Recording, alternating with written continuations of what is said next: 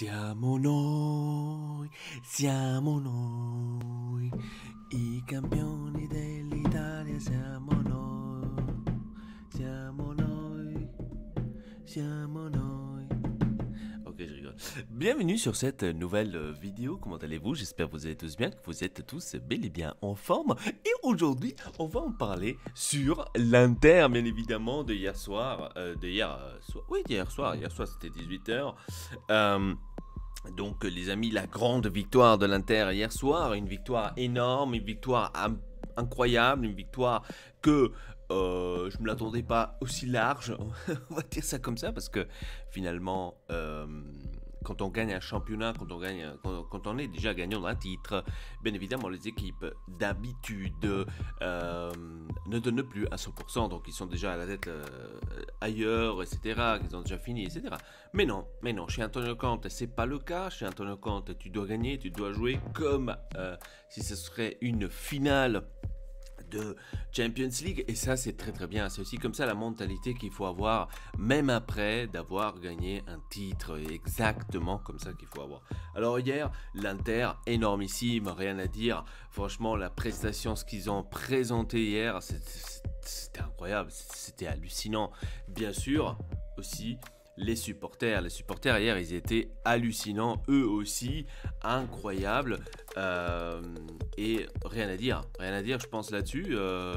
Voilà, donc quoi dire, c'est que les supporters nous ont présenté hier soir, c'était quelque chose d'incroyable, et j'étais vraiment étonné qu'il y avait autant de supporters hier, comme dans la victoire du championnat. Je suis en train de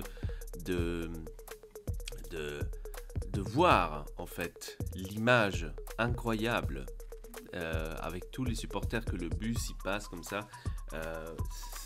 C'est hallucinant. C'est hallucinant, les gars. Alors aujourd'hui, à la place de parler seulement du match, on va parler aussi sur quelques news. Vous voyez que je suis en train de regarder sur mon téléphone, parce que je suis en train de regarder quelques news. Les joueurs qui doivent partir justement de l'Inter. Donc il y a eu jusqu'à maintenant plein de rumeurs sur Lukaku. Je ne sais pas si vous vous rappelez, Manchester City, Chelsea, que les deux donneraient 100 millions.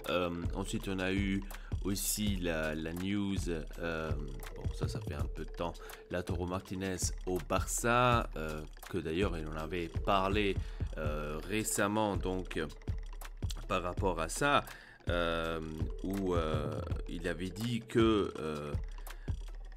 c'est une grande opportunité pour moi. J'étais vraiment tout proche de rejoindre le Barça, mais pour des petits détails, cela ne s'est pas fait. J'en ai parlé avec Messi. Rester à l'Inter, c'était finalement le bon choix. Voilà, donc c'est ça ce qu'il avait dit par rapport à ce transfert de Barça. Donc quelques petits détails, je dirais que c'était plus parce qu'ils n'avaient pas d'argent pour acheter Lautaro Martinez. Et c'est pour ça qu'ils sont restés en fait, qu'il est resté en fait à l'Inter, j'imagine. Ashley Young devrait partir de l'Inter, donc qui part à ce qui paraît à Watford, ou sinon Inter Miami, donc le club de David Beckham. Donc c'est entre les deux, à ce qui paraît, il y a des offres des deux, et on verra. Donc je pense que de Ashley Young, le contrat ne sera pas renouvelé. Je pense pas qu'il va renouveler le contrat, bien évidemment. Je pense plutôt qu'il va partir. Hier, il y a eu ce message de la part de Marotta où il a dit ce n'est pas vrai que les joueurs ne reçoivent pas leur prime. Je vais vous lire ce que Marotta a dit. Donc il a dit: intanto voglio dire che i bonus saranno assolutamente confermati. Je veux dire, en plus, je voulais vous dire que les bonus seront absolument confirmés. Je vais continuer en français, je crois que c'est mieux. Et c'est juste que la société reconnaît cela. Il s'agit simplement de se confronter avec les joueurs, illustrer la photo du foot de maintenant. Il n'existe aucun dictat, c'est seulement des confrontations loyales, on va dire.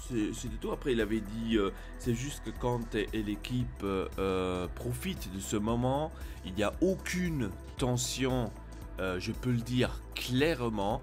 Il y aura justement des singuliers, comment dire, convocations de certains joueurs, avec la présence de la propriété, bien évidemment, les dirigeants, pour sensibiliser aux joueurs le moment des difficultés dans le monde du foot et aussi à l'Inter.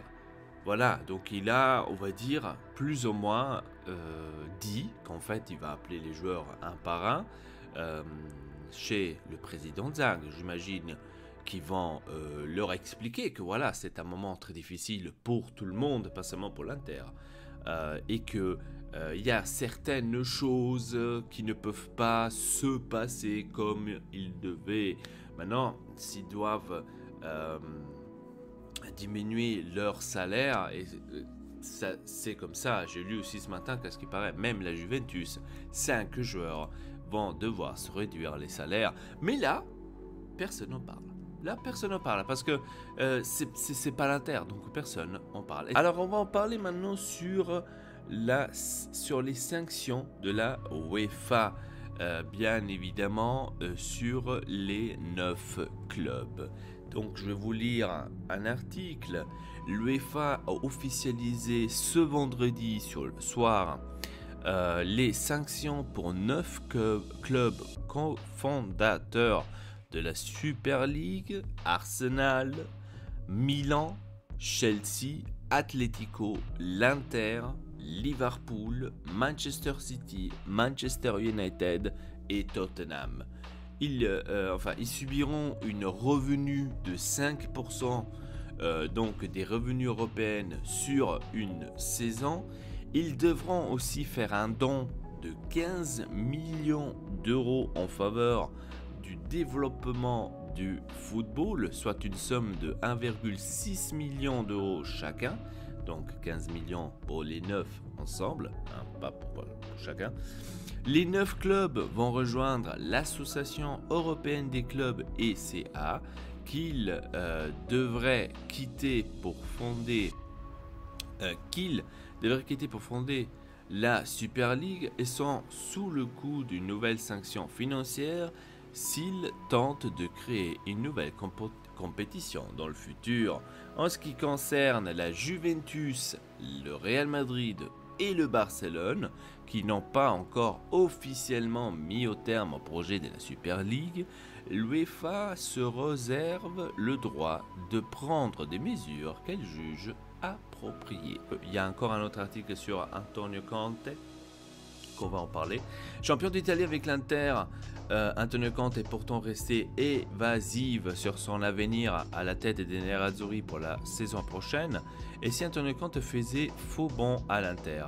Arrivé sur le banc des interistes en 2019, l'entraîneur italien a fait retrouver aux Nerazzurri leur gloire d'antan en reportant le championnat après sa dernière saison à la tête de l'équipe. Une progression fulgurante pour celui qui s'était déjà illustré à la tête de la Juventus Turin en lançant la folle série de sacrés de la vieille dame. Adoubé par le Cité milanaise, l'ancien international italien reste pourtant évasif sur son avenir.